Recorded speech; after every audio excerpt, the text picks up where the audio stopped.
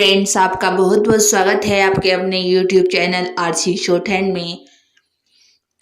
Friends, आप इस channel पर नए आए हैं तो इस चैनल को सब्सक्राइब कीजिए, लाइक कीजिए और अपने फ्रेंड्स के साथ शेयर कीजिए। आज का डिक्टेशन 5 सेकंड में शुरू होगा।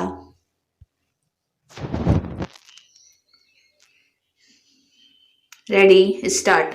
अध्यक्ष महोदय, मैं आपका आभारी हूं कि आपने मुझे बोलने का अवसर दिया। इस देश के वर्तमान भारी संकट के समय में और विशेष रूप से उस समय जबकि हम लड़ाई से अभी निवृत्त हुए हैं और आकाश में लड़ाई के बादल दूसरी तरफ से आने शुरू हुए हैं, हमारे वित्त मंत्री ने जो बजट पेश किया है वे इसके लिए बधाई के पात्र हैं। यद्यपि भिन्न भिन्न पहलुओं को लेकर आलोचनाएं की गई हैं, लेकिन यदि उनकी कठिनाइयों को भी देखा होता कि राष्ट्र को किन किन संकटों का सामना करना पड़ रहा है, इस बात पर भी अगर मेरे से पहले बोलने वाले वक्ताओं ने विचार किया होता तो मेरा विश्वास है कि उनकी आलोचनाओं का आधार कुछ दूसरा होता।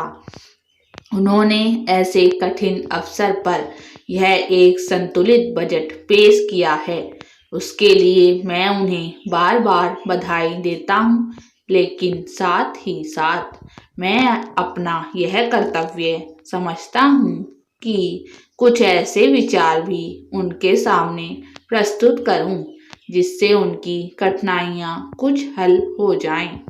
उदाहरण के रूप में विगत 2 वर्षों में लेखा जोखा कमेटी में बैठने के समय मुझे ऐसा अनुभव हुआ है कि इस देश में 2-3 इस प्रकार की त्रुटियां मौजूद हैं जिनको दूर करने के लिए, जिनकी जांच करने के लिए यदि कोई एक कमेटी या आयोग बिठा दिया जाए तो राष्ट्र को, राष्ट्र की सरकार को, राष्ट्र के विकास कार्यों को और राष्ट्र की रक्षा व्यवस्था के लिए करोड़ों नहीं अरबों की व्यवस्था फौरन हो सकती है। केवल शासन को जागरूक होकर कुछ कदम उठाने की आवश्यकता है। अभी कुछ छिपे हुए धन का जिक्र किया गया। सरकार ने भी समय समय पर ऐसा आभास दिया है कि इस देश में लगभग 30,000 करोड़ रुपए का छिपा धन मौजूद है।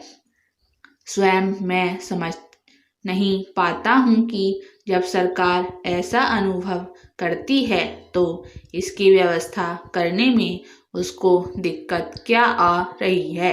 ऐसा मालूम होता है कि कहीं इच्छा शक्ति की कमी है। भारत की इस सरकार ने अपनी शक्ति का ठीक से उपयोग करके उस दुश्मन के दांत खट्टे किए जिसके की ऊपर विश्व की शक्तिशाली और इंग्लैंड जैसी शक्तियों का अटूट सहारा था और जिसको कि उन्होंने हमारे विरुद्ध उकसा कर खड़ा किया था और अपना पूर्ण सहयोग दिया था। अध्यक्ष महोदय, मानव संसाधन विकास मंत्रालय की मांगों के संबंध में बोलने के लिए मैं खड़ा हुआ हूँ। शिक्षा की पद्धति के बारे में, उसमें परिवर्तन लाने के बारे में, इस क्षेत्र में हमें जो असफलता हाथ लगी है उसके बारे में अभी मेरे मित्र ने बहुत कुछ कहा है। दुर्भाग्य की बात यह है कि देश में सभी लोग यह मानते हैं कि शिक्षा में प्रगति नहीं हुई है।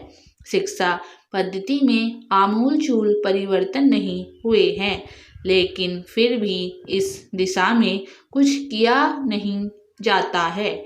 ऐसा प्रतीत होता है कि इस विषय में कुछ भी करने की स्थिति में हम नहीं रहे हैं। स्थिति जो कि त्यों चली आ रही है।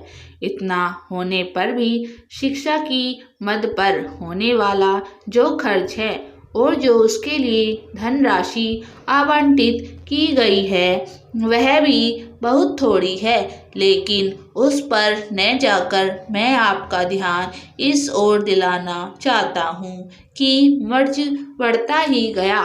ज्यों-ज्यों दवा की वाली कहावत ही आज चरितार्थ हो रही है। जितने ज़्यादा आयोग और समितियां बैठी और जितनी ज़्यादा शिक्षा पद्धति के बारे में छानबीन की गई, उतनी ही ज़्यादा बीमारी बढ़ती गई। बीमारी का इलाज न होकर और भी खराबियां पैदा होती गईं। अभी मेरे मित्र ने माननीय मंत्री का ध्यान एक रिपोर्ट की तरफ दिलाया था। इस तरह की बहुत सी रिपोर्टें हैं।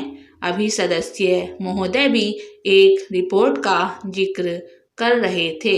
रिपोर्ट तो बहुत सी प्रस्तुत हुई हैं, लेकिन मंत्रालय ने उस पर कभी कार्यान्वयन करने की दिशा में कोई कदम नहीं उठाया। अपनी इस हालत को उन्होंने इसी सदन में स्वयं स्वीकार किया है। अपनी विवशता को उन्होंने स्वयं यहाँ प्रकट किया है। इस विषय पर और अधिक न कहकर मैं आज के दिन मानव संसाधन विकास मंत्रालय का ध्यान दो विशेष विषयों की तरफ दिलाना चाहता हूँ। पहली बात तो मैं हिंदी के बारे में कहना चाहता हूँ। मंत्रालय का काम हिंदी का प्रसार और प्रचार करना है। हिंदी हमारे देश की राष्ट्रभाषा है। संविधान ने उसको राष्ट्रभाषा का स्थान दिया है, लेकिन हिंदी को वह स्थान अभी तक भी ठीक से प्राप्त नहीं हुआ है। इसके कई कारण हो सकते हैं। एक कारण हिंदी प्रेमियों का अधिक उत्साह हो सकता है। दूसरा, दलगत राजनीति से प्रभावित होकर राजनेताओं का भाषा के बारे में अपनाया गया दृष्टिकोण हो सकता है। स्टॉप